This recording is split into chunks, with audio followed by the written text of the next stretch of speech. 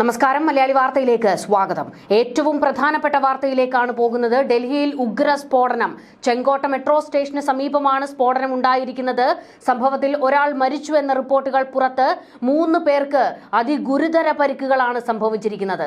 4 വാഹനങ്ങൾക്ക് തീ പിടിച്ചിട്ടുണ്ട്. ചെങ്കോട്ട മെട്രോ സ്റ്റേഷന്റെ 1-ാം നമ്പർ ഗേറ്റിന്റെ അടുത്തായിട്ടാണ് സ്ഫോടനം നടന്നിരിക്കുന്നത്. 5 ഫയർ എഞ്ചിനുകൾ ചേർന്ന് തീ അണയ്ക്കാനുള്ള ശ്രമം നടക്കുകയാണ്. ഡൽഹിയിൽ പലയിടത്തായി സ്ഫോടനങ്ങൾ നടക്കും എന്നുള്ള ഒരു ഭീഷണിയും ഇപ്പോൾ വന്നിട്ടുണ്ട്.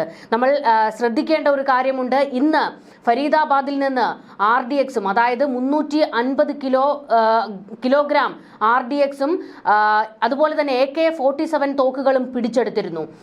ഭീകരരെ അറസ്റ്റ് ചെയ്യുകയും ചെയ്തിരുന്നു. ഇതിന് മണിക്കൂറുകൾക്ക് ശേഷമാണ് ഇപ്പോൾ ഡൽഹിയിൽ സ്ഫോടനം നടന്നിരിക്കുന്നത്.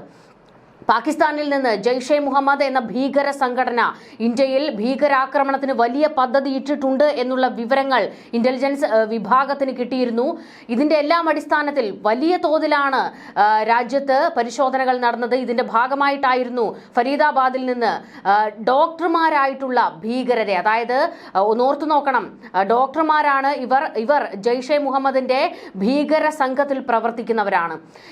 ഇവരുടെ ഫ്ളാറ്റിൽ നിന്നാണ് RDXും അതുപോലെ തന്നെ തോക്കുമൊക്കെ പിടിച്ചെടുത്തത്. ഇതിനു ശേഷമാണ് ഈ ഒരു ഉഗ്ര സ്ഫോടനം ഡൽഹിയിൽ നടന്നിരിക്കുന്നത്. ഇതിൽ നിന്ന് തന്നെ വ്യക്തമാണ് ഡൽഹിയിൽ പലയിടത്തായി ഭീകര ഗ്രൂപ്പുകൾ തമ്പടിച്ചിരിക്കുന്നു എന്നുള്ളത്. ഇവരെ കണ്ടെത്താനുള്ള ശ്രമത്തിലേക്ക് സൈന്യം കടന്നിട്ടുണ്ട്. ഡൽഹിയിലെ ജനങ്ങൾക്ക് അതീവ ജാഗ്രതാ നിർദ്ദേശം പുറപ്പെടുവിച്ചിരിക്കുകയാണ്. ജനങ്ങൾ ജാഗ്രത പാലിക്കണമെന്നുള്ള മുന്നറിയിപ്പ് നിരന്തരം സർക്കാർ വൃത്തങ്ങൾ കൊടുത്തുകൊണ്ടിരിക്കുകയാണ്. വീണ്ടും അനിഷ്ട സംഭവങ്ങൾ ഉണ്ടാകാൻ സാധ്യതയുണ്ട് എന്നുള്ള ഒരു ആശങ്ക ഇപ്പോൾ നിറയുകയാണ്. സ്ഫോടനം ഉണ്ടാകുന്ന സമയത്ത് പ്രദേശത്ത് നിന്ന് വലിയ തോതിലായിരുന്നു ജനങ്ങൾ നിലവിളിച്ചുകൊണ്ട് ഓടുകയായിരുന്നു. എന്തൊക്കെയാണ് ഇനി നമ്മൾ കാണാൻ പോകുന്നത്? വലിയൊരു ആശങ്കയ്ക്ക് നടുവിലേക്ക് രാജ്യം വീണിരിക്കുന്നു. അതായത് കൃത്യമായി തന്നെ ഇതിൽ നിന്ന് മനസ്സിലാക്കാൻ കഴിയുന്നുണ്ട് ജയ്ഷെ മുഹമ്മദ് അവരുടെ ചില സംഘങ്ങളെ ഇന്ത്യയിൽ ഇറക്കിയിട്ടുണ്ട് എന്നുള്ളത്. അതിന്റെ ഭാഗമാണ് ഇന്ന് ഭീകരരെ കസ്റ്റഡിയിലെടുത്തതിന്റെ അടുത്ത നിമിഷം തന്നെ സ്ഫോടനം നടന്നിരിക്കുന്നത്. പാകിസ്ഥാൻ കേന്ദ്രീകരിച്ച് വലിയ തോതിലാണ് ഇന്ത്യയിൽ ആക്രമണം നടത്തുന്നതിന് വേണ്ടിയിട്ടുള്ള നീക്കങ്ങൾ ഭീകര ഗ്രൂപ്പുകൾ സജ്ജമാക്കിക്കൊണ്ടിരുന്നത്.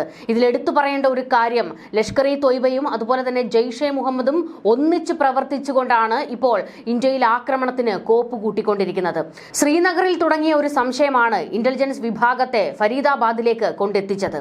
അതായത് റോയും IBയും ഉൾപ്പെടെ ഉറക്കമില്ലാതെ കാവലിരുന്നതുകൊണ്ട് രാജ്യ തലസ്ഥാനത്ത് വലിയൊരു ആക്രമണം ഇല്ലാതെ പോകുകയായിരുന്നു. അതായത് RDXും അതുപോലെ തന്നെ AK-47 തോക്കുകളും ഒക്കെ കണ്ടെടുത്തതോടെ 2 ഭീകരരെയാണ് പിടികൂടിയത്. ഇതോടുകൂടി ഇവരുടെ കണ്ണികളിലേക്കുള്ള അന്വേഷണം എത്തുമെന്ന വലിയൊരു പ്രതീക്ഷ അന്വേഷണ സംഘത്തിനുണ്ടായിരുന്നു. എന്നാൽ ആ സംഘത്തിലേക്ക് എത്തുന്നതിന് മുൻപാണ് ഇപ്പോൾ ഡൽഹിയിൽ ആക്രമണം നടന്നിരിക്കുന്നത്. ഇതെല്ലാം തമ്മിൽ കണക്റ്റഡ് ആണ് എന്നുള്ളത് ഇതിൽ നിന്ന് തന്നെ വ്യക്തമാണ്. അതായത് ഈ ഗ്രൂപ്പിലുള്ളവരുടെ, ഈ പിടികൂടിയ ഇപ്പോൾ അറസ്റ്റിലായിരിക്കുന്നവരുടെ ഗ്രൂപ്പിലുള്ളവർ ഡൽഹിയിലും മറ്റ് പരിസര പ്രദേശങ്ങളിലുമായി കറങ്ങി നടക്കുന്നുണ്ട് എന്നുള്ളത് വ്യക്തമാകുകയാണ്. ഈ സ്ഫോടനം നടന്ന ഭാഗത്തെ CCTV ദൃശ്യങ്ങളൊക്കെ ഇപ്പോൾ അന്വേഷണ സംഘം പരിശോധിക്കുന്നുണ്ട്. എത്രയും പെട്ടെന്ന് ആ സ്ഫോടനം നടത്തിയവരെ കണ്ടെത്താനുള്ള ഒരു നീക്കത്തിലേക്കാണ് അന്വേഷണ സംഘങ്ങൾ കടന്നിരിക്കുന്നത്. മുംബൈ മോഡൽ ആക്രമണം ഇന്ത്യയിൽ ഇനിയും നടത്തുമെന്ന് ജയ്ഷെ മുഹമ്മദ് പലതവണ ഭീഷണി ഉയർത്തിയിട്ടുണ്ട്. ആ ഒരു ശ്രമമാണോ ഇപ്പോൾ ഡൽഹിയിൽ ഇവർ പദ്ധതിയിട്ടത് എന്ന് ഭയക്കേണ്ടിയിരിക്കുന്നു. പാകിസ്ഥാനിൽ ഈ അടുത്ത് നടന്നുകൊണ്ടിരിക്കുന്ന സംഭവ വികാസങ്ങൾ ഇതുമായി നമ്മൾ കൂട്ടി വായിക്കണം. റാവൽപിണ്ടിയിലെ പാക് പട്ടാള ആസ്ഥാനത്ത് ജയ്ഷെ മുഹമ്മദിന്റെ തലവൻ മസൂദ് അസറിന്റെ ദൂതൻ എത്തിയെന്ന ഒരു വിവരം പുറത്തു വന്നിരുന്നു. പാകിസ്ഥാൻ മാധ്യമങ്ങളിൽ നിന്നും പുറത്തുപോയതായിരുന്നു ഈ വിവരം. അതായത് ഇന്ത്യയിൽ നടത്താൻ ഉദ്ദേശിച്ച ആക്രമണത്തിന്റെ പദ്ധതി മെനഞ്ഞിരിക്കുന്നത് റാവൽപിണ്ടിയിൽ തന്നെയാണ്. അതിൽ പാകിസ്ഥാൻ സൈന്യത്തിനും പാക് രഹസ്യാന്വേഷണ വിഭാഗം ISIക്കും ഒക്കെ പങ്കുണ്ട് എന്ന് വീണ്ടും തെളിഞ്ഞിരിക്കുകയാണ്. പഹൽഗാമിൽ നടന്ന ആക്രമണത്തിന് ഓപ്പറേഷൻ സിന്ദൂറിലൂടെ ഇന്ത്യ മറുപടി കൊടുക്കുന്നു. ഇതിനുശേഷം ജയ്ഷെ മുഹമ്മദിന്റെ കോട്ടകൾ തകർത്തെറിഞ്ഞിരുന്നു ഇന്ത്യ. അതിൽ മസൂദ് അസറിന്റെ കുടുംബത്തെ ഉൾപ്പെടെയാണ് ചിതറിച്ചത്. മസൂദ് അസർ ഇപ്പോൾ ടണലുകളിൽ, തുരങ്കങ്ങളിൽ അഭയം പ്രാപിച്ചിരിക്കുകയാണ്. അയാളുടെ എല്ലാ സമ്പത്തും ഇന്ത്യൻ സൈന്യം തകർത്തെറിഞ്ഞു. അതായത് ഭീകര കേന്ദ്രങ്ങൾ, സാമ്പത്തിക കേന്ദ്രങ്ങൾ, ആയുധ കേന്ദ്രങ്ങൾ എല്ലാമാണ് ഓപ്പറേഷൻ സിന്ദൂറിലൂടെ ഇന്ത്യ അടിച്ചിട്ടത്. ഇതോടുകൂടി സർവ്വതും നഷ്ടപ്പെട്ട ജെയ്ഷെ മുഹമ്മദ് ടണലുകളിൽ അഭയം പ്രാപിച്ചിരിക്കുകയാണ്. എങ്കിലും ഇടയ്ക്കിടെ ഈ പറയുന്ന മസൂദ് അസർ രംഗത്തേക്ക് വന്നു നിന്നിട്ട് ഇന്ത്യക്കെതിരെ കൊലവിളികൾ നടത്താറുണ്ട്.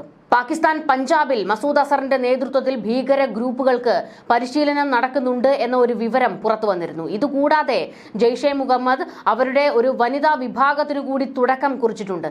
ഇവരെ എല്ലാവരെയും ഒന്നിപ്പിച്ച് ഇന്ത്യക്ക് നേരെ വലിയ ആക്രമണം നടത്താനാണ് ഈ ഒരു ഗ്രൂപ്പ് ലക്ഷ്യം വെക്കുന്നത്. ശ്രീനഗറിൽ ഭീകര സംഘടനയായ ജെയ്ഷെ മുഹമ്മദിനെ പിന്തുണയ്ക്കുന്ന പോസ്റ്ററുകൾ പ്രത്യക്ഷപ്പെട്ടതിനെക്കുറിച്ചുള്ള അന്വേഷണമാണ് ഹരിയാനയിലെ ഫരീദാബാദിൽ ഇന്റലിജൻസ് വിങ്ങിനെ കൊണ്ടെത്തിച്ചത്. സ്ഫോടക വസ്തുക്കളുമായി പിടിയിലായത് കശ്മീർ സ്വദേശിയായ ഡോക്ടറായിരുന്നു. ജെയ്ഷെ മുഹമ്മദിനെ പിന്തുണച്ച് പോസ്റ്റുകൾ പതിച്ച കേസിൽ ഉത്തർപ്രദേശിലെ സഹാറൻപൂരിൽ ഡോക്ടറെ അറസ്റ്റ് ചെയ്തതിന് പിന്നാലെയായിരുന്നു രാജ്യ തലസ്ഥാനത്ത് നിന്നും കിലോമീറ്ററുകൾ അകലെ ഉഗ്ര സ്ഫോടക വസ്തുക്കൾ പിടികൂടിയത്. അനന്തനാഗിലെ സർക്കാർ മെഡിക്കൽ കോളേജിലെ അധ്യാപകനായ ഡോക്ടർ അദീൽ അഹമ്മദ് റാത്തറിന്റെ ലോക്കറിൽ നിന്നാണ് AK-47 തോക്ക് കണ്ടെടുക്കുന്നത്.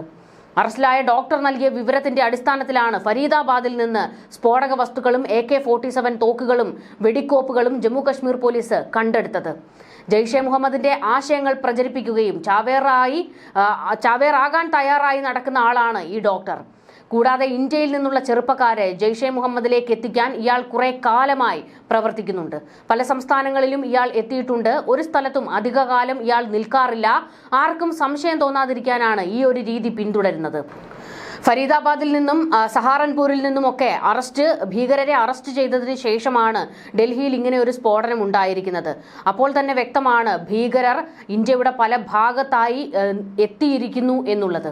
ഇവരെ എല്ലാവരെയും കണ്ടെത്തുന്ന ഒരു നീക്കത്തിലേക്ക് അന്വേഷണ സംഘം ഇറങ്ങിയിരിക്കുകയാണ്. ന്യൂസ് ഡെസ്ക് മലയാളി വാർത്ത.